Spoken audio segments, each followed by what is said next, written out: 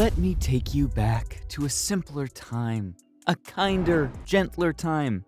The year was 2004. Friends was about to finish its incredible 10-year run. Kanye was making music rather than a fool of himself. The schools were filled with Tamagotchis, and movie theaters were filled with instant hits like Shrek 2 and The Incredibles. Things were good. And then, everything changed. I want to play a game. James Wan introduced the world to the sick and twisted machinations of the notorious serial killer Jigsaw, aka John Kramer, who was brought to life by the legendary Tobin Bell and brought a whole bunch of death to his victims. But serial killer is not the correct term for Jigsaw, because he never actually killed anyone. It's his victims who kill themselves. But he tries to give them a chance. This is super important, and more often than not is forgotten by former fans who've given up on the series and its seemingly never-ending sequels. And while the Saw franchise is considered the definition of torture porn, the original film plays out more like a psychological thriller. It didn't focus on the traps anywhere near as much as the sequels did. And that's because what's more important about the design of the traps, at least for John Kramer, was that they represented some fatal flaw of the victim.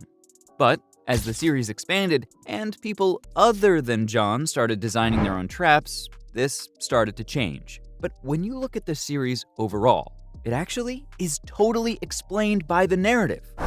Let me explain. The original Saw film was filmed in just 18 days, in a single location on a budget of $1.2 million. The writers, Lee Wannell and James Wan, had taken their idea to practically every agent in Australia and were turned down because how can you make a feature film in one location and make it worth watching? The rejections were actually a blessing in disguise, because once Lionsgate picked it up, Saw ended up grossing over $100 million worldwide, which is an incredible return on investment. Sure, The Way of Water made $2 billion at the box office, but the movie had to make that just to break even. Saw literally made its money back 100 times over.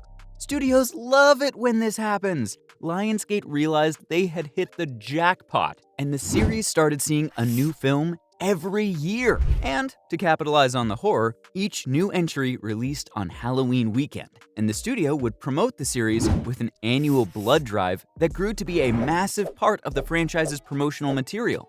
The second movie introduced Jigsaw's first accomplice, Amanda Young, who'd survived her own test in the first film and was the first ever to survive a trap. This gave her a new appreciation of life, which is the whole point of playing Jigsaw's games. But Amanda wasn't the only accomplice helping Jigsaw at this point. We also learned Detective Mark Hoffman was helping to set up the house traps, as well as pocketing evidence to throw the other investigators off course. Now, there were 3 cooks in this trap-infested kitchen, and with Hoffman and Amanda constantly trying to outdo each other, the traps became more cruel and way more visceral. But because of this, they both lost sight of John's original goal by making them unwinnable so as to punish the victims before their death, rather than giving them a chance to learn a lesson and gain a new lease on life. Their feud was the driving force throughout Saw 3 and 4, with the events of the films taking place simultaneously. I wish I could go back and see that twist for the first time again. It really was something else. Anyway, with both John and Amanda dying at the end of the third film, it seemed as though Hoffman would be the winner in this strange but spectacular tug-of-war. But, as we heard on tape at the start of Saw 4, he would not walk away untested. You think you will walk away untested? I promise that my work will continue. The crooked cop sure did get tested, all right, by none other than John's estranged wife, Jill, who had also been helping John throughout the course of the series to find his test subjects and provide him with drugs to aid him in carrying out his work. She never put any of John's plans into motion herself until the 6th installment, where her reverse bear trap on Hoffman backfired, and he managed to escape. This guy was like a cockroach. This failure eventually led to Jill's death by the same device in Saw 3D. We waited so long to finally see this trap go off, and man, did it. My jaw hit the floor when the timer went ting, much like Jill's tongue hit her lap after the final timer count hit 0. But you can see what I'm saying, right? The traps becoming more elaborate and gruesome wasn't just for the show of it. It was all in service to this intense story of people becoming more sick and twisted as time goes on and losing sight of what little messed up empathy they had. The films are pretty nihilistic overall, but that's what makes them so compelling. Hoffman was inevitably caught by the OG survivor, Dr. Gordon, and locked in the first movie location, giving all of us chills with the slam of the door on "Game Over." And with that, after 6 years of movies coming out back to back, the epic saga of the Jigsaw killers came to a close. Or so we thought. 7 long years later, once again on Halloween weekend, we were given the next installment in the series, which introduced another apprentice of Jigsaw, Logan Nelson, the OG apprentice.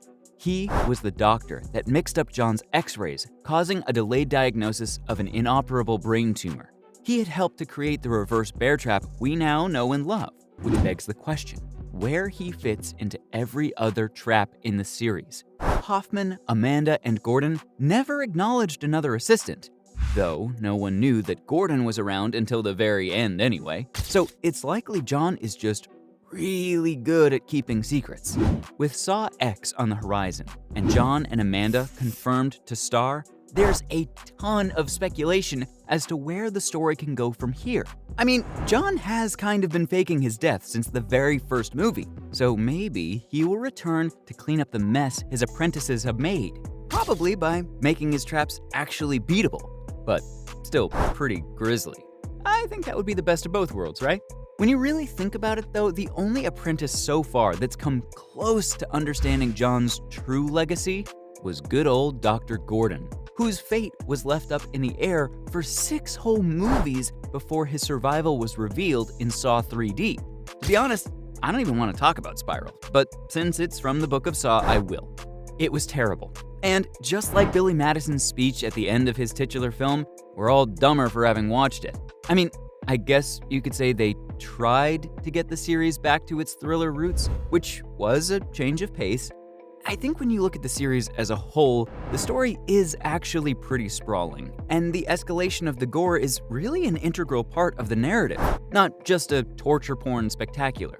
But if that's what you're looking for, well, you'll get it, for sure. Or should I say for Saw? It seems that there is a lot to be excited about as far as Saw X is concerned. Tobin Bell is like in his 80s now. I doubt he would be returning to the franchise if he really didn't want to. So hopefully that alone should be a good sign for the film.